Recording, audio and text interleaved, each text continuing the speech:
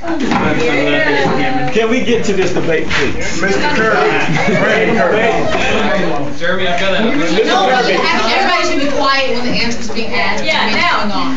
We do need to be quiet, but also, if I say hold on, because you guys are talking at the same time, then you've got to chill.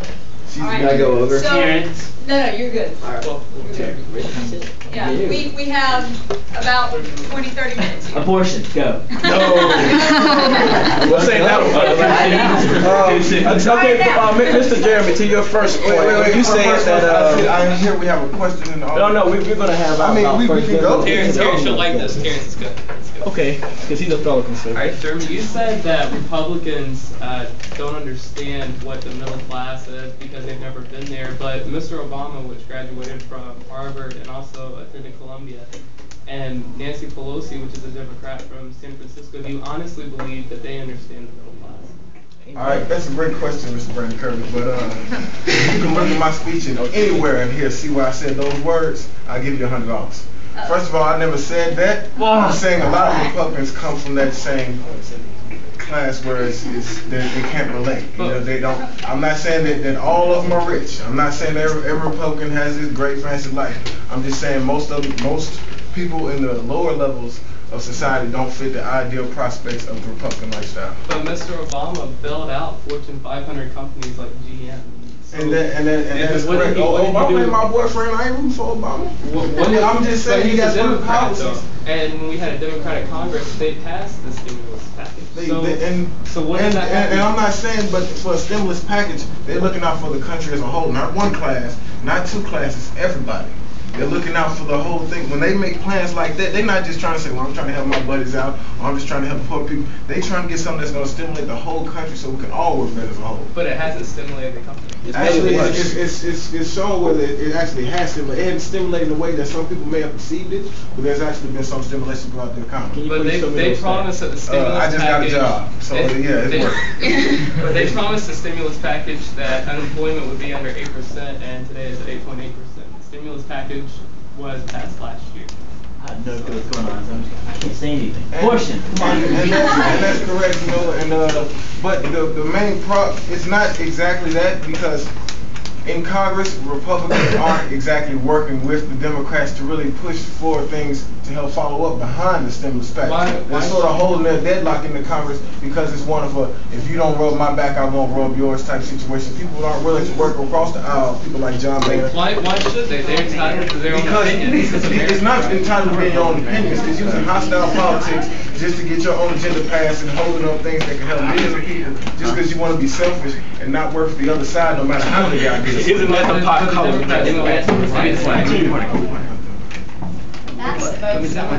That's both sides, my friend. Yeah. And I think being in the middle, I think this is America. You're entitled to your own opinion. So and I do believe that is the freedoms of America. You're entitled to your own opinion, religion, all that good stuff. Man. He is Arabian.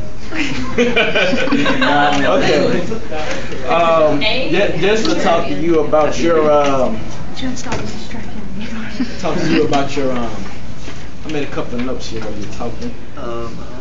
The bill of immigration. Okay. It is not anywhere in that bill, just like you use that brilliant cliche of yours to give you $100 where it says in your speech that you said those words. I give you 1,000 if you can tell me where in that bill does it open up for Go get it. immigration. Go get it. Oh, go get it. It does not open up for racial immigration. I did not. Due to my training at the Sheriff's Department, you have to have probable cause to pull over a vehicle. Now, you know the definition of probable cause. Probable cause. Probable cause is a set of facts and yourself. I'm talking right now. But you're asking give me a second. Give me a second. Probable cause is a set of facts and or circumstances that will cause a reasonable person to believe a crime has been committed, is being committed, or will be committed, and the person in question is involved. Okay, and there's a difference between probable cause and reasonable, articulable suspicion. Time out. There's a difference. Your turn. Okay. All right, Terrence. Now, speaking from someone who got a lot of experience with the other side of the law, under the paper that you see, I'm not saying that it's also. I'm not saying that the law is gonna, or whatever Mexican we see, we're just gonna lock up. I'm not saying that, but it puts the power of the law into the discretion of the hands of the officers, and some officers aren't always righteous, you know. And like plenty of times I've been pulled over just walking, and you know what they say? Hey. Oh, we've had a lot of break-ins in this area.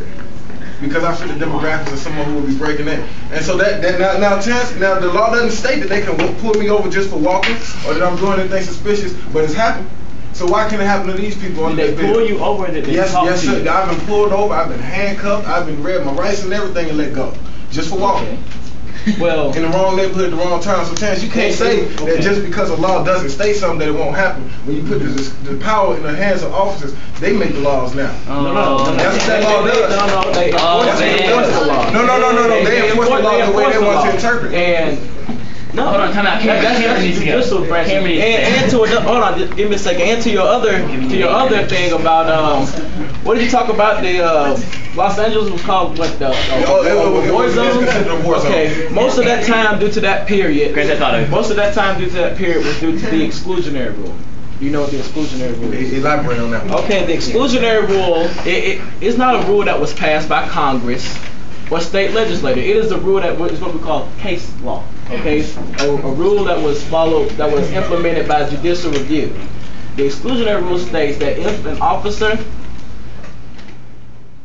violates the Third Amendment, which is search and seizure, then even the evidence that he concludes or that he brings about is not accepted by the court system. Okay, hold on.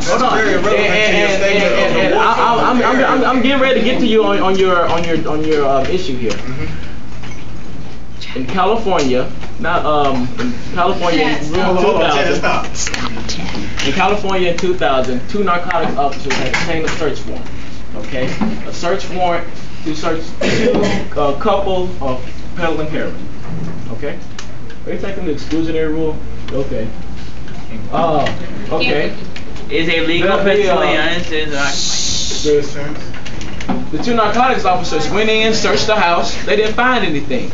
But on a hunch, when they were leaving the house, when they were walking out and they were leaving the house, they turned and faced a car. And they searched the vehicle. I'm sorry. They turned and faced a vehicle. They searched that vehicle. And there was the heroin. 500 kilos of heroin.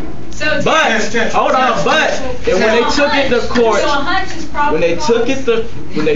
to court, it was thrown out, even though it proved the guilt of those people. And what were you saying, Ms. Roy? I was asking then if a hunch is probable cause. No, see, there's 2 different spectrums of law enforcement, Ms. Royal. You have probable cause and reasonable articulable suspicion. So which one does hunch fall? In which category does hunch fall? Hunch falls under reasonable articulable suspicion. Now, a hunch is something from your gut. You can't pull over anybody from reasonable suspicion. You have to have probable cause to pull somebody over. Racial profiling can go under reasonable articulation as well. I should have the right that if they're a danger to the community to stop them, because if you were at the airport and somebody looked like a terrorist, you would want police to stop them. How, wait, what does a terrorist look like? They might not have a bomb. What does a terrorist look like? Pull that picture up. I mean, from what you're speaking, it doesn't look like you Caucasian male, nice dress.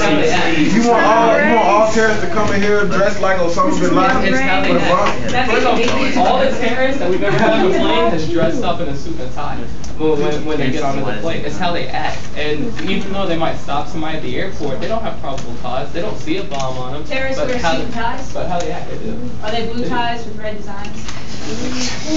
No, they're black with red designs. And you terrorists, like you ran away from the whole center point of my statement when I said that LA was considered a war zone. Like you ran off to talking about because I let you finish. Can I finish? You know what I'm saying? I let you get your time. Let me get mine. You know what I'm saying? You ran off to somewhere about 500 kilos of dope and all type of stuff like that. What I was saying was that under the Reagan years, poverty wasn't being tackled.